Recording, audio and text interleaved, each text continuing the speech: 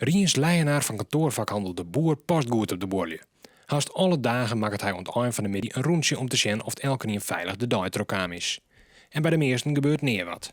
Dochs is Ljouwert in de landelijke ranglist van meest criminele gemeenten bij krek wat omheen gaan. Maar dat zaait net het meeste, zo zei het Leijenaar. Ik heb net het gevoel dat het onveiliger geworden is of dat wij... ik viel me net onheimiger als een paar jaar waarom. Dochs binnen de zorgen bij de ondernemers. Het aantal gevallen is dan misschien net omheen gaan, maar de wijze waarop is verloren. Er komt vaker agressie bij te pas.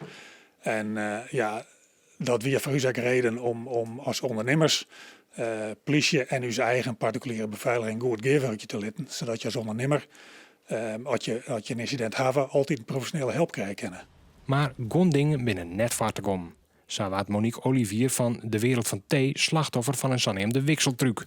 Ze zei van I'm in a hurry, dus snel afrekenen.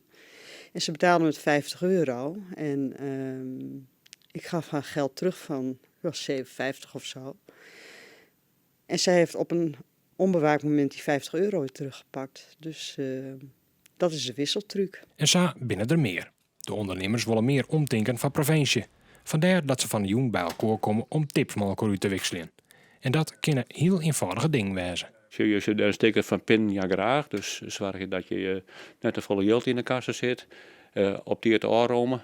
En op het moment dat je afsluit, eerst afsluiten en dan pas geld tellen. In totaal komen ruim 100 ondernemers uit de Ljouwerter binnenstad bij elkaar. De verwachting is dat het helpen zal om de cijfers naar onderen te krijgen.